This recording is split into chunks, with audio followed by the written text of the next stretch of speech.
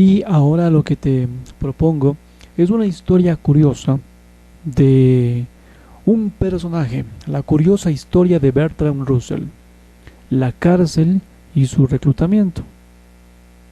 Bertrand fue un tipo fascinante,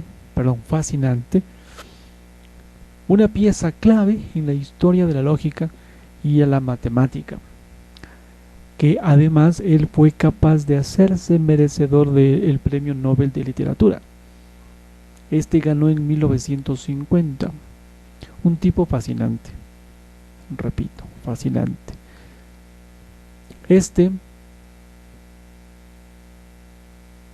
Para acercarse un poco a su historia, yo recomiendo el cómic Logicomics, una búsqueda épica de la verdad. Dicho esto, la curiosa historia de este personaje, la cárcel y su reclutamiento, es una anécdota que escapa a la lógica. Entonces, empecemos.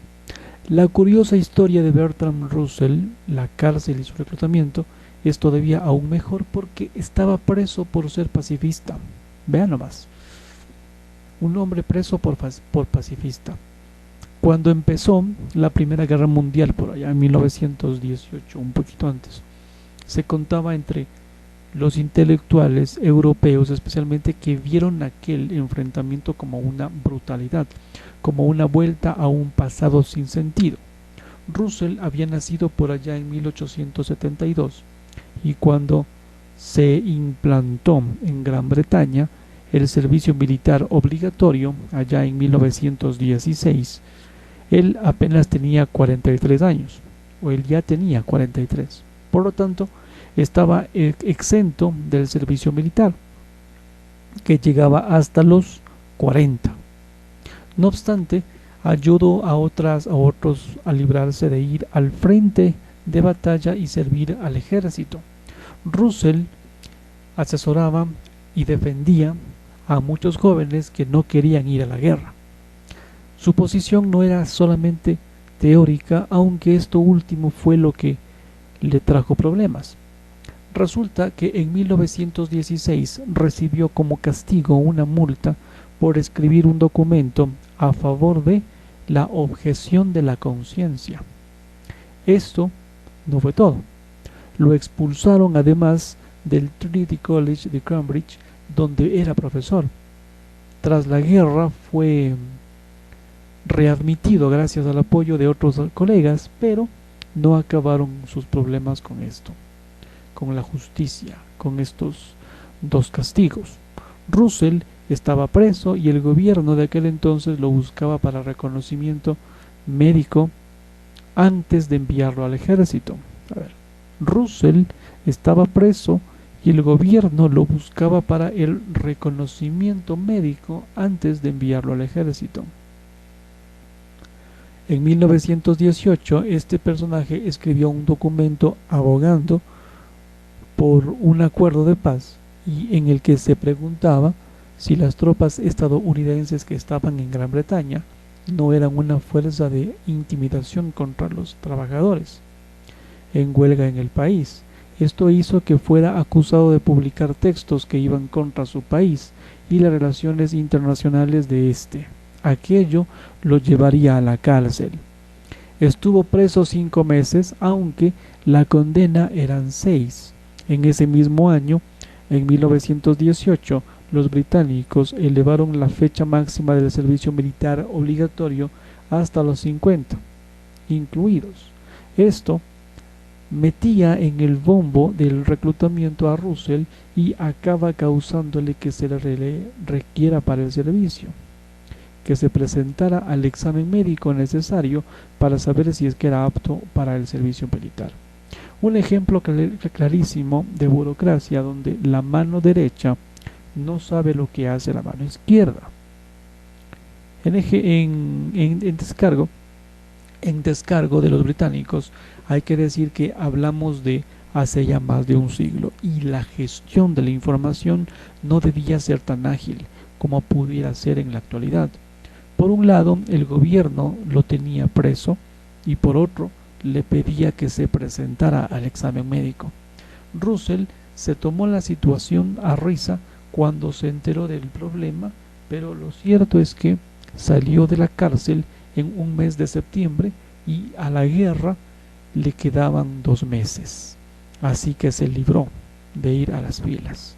En la Segunda Guerra Mundial, por cierto, su posición cambió y expuso que acabar con Hitler era necesario y que por lo tanto la guerra en este caso era un mal necesario. Qué curioso. Otra historia en cambio cuenta acerca de la Universidad de Cambridge. Se fundó con profesores que huían de Oxford. ¿Sabías tú esto? Pues sí, Oxford y Cambridge son de las universidades más conocidas en el mundo, de las más antiguas también. La regata anual que se celebra en el Támesis contribuye a su popularidad. Eso sí, no hay que olvidar que los remeros vascos de Orio, por ejemplo, vencieron a los de Oxford cuando se enfrentaron. Lo que hoy querría contar a continuación es la razón por la que la universidad que les menciono se fundaron con profesores que huían de Oxford. La Universidad de Cambridge se fundó con profesores que huían de Oxford después de un asesinato y ahorcamiento de los culpables. Continúo. El registro más antiguo de esta Universidad de Cambridge data 1209. Fue entonces cuando unos cuantos sabios se congregaron allí para avanzar en sus estudios, pero aquellos hombres venían de Oxford y cambiaron de chaqueta universitaria por un motivo extraño, raro. Es cierto que los monjes de la zona de Cambridge ya tenían cierta reputación como intelectuales ante todo esto que les voy a contar, pero no era mucho más que otro lugar con monjes dedicados al estudio. Pero Oxford le ganaba en prestigio y ya contaba con su universidad. Al parecer hubo aquí un asesinato en Oxford en el que se vieron envueltos 3 eruditos de la propia universidad. La justicia determinó que eran culpables y acabaron siendo ahorcados sin pedir opinión a los mandos eclesiásticos de la zona, que en casos así solían recurrir al indulto, donde además ponían la falta de cabezas formadas por delante de la propia justicia, y aunque los sabios y estudiosos fueran declarados culpables, solían ser sin pena. No fue el caso como decíamos. En Cambridge, al comienzo, tampoco eran muy partidarios de los estudiantes. Esto se unió a los intereses políticos y algunos de los que podríamos llamar profesores de Oxford decidieron emigrar al sentirse muy poco respaldados y hasta amenazados por los habitantes de aquel lugar.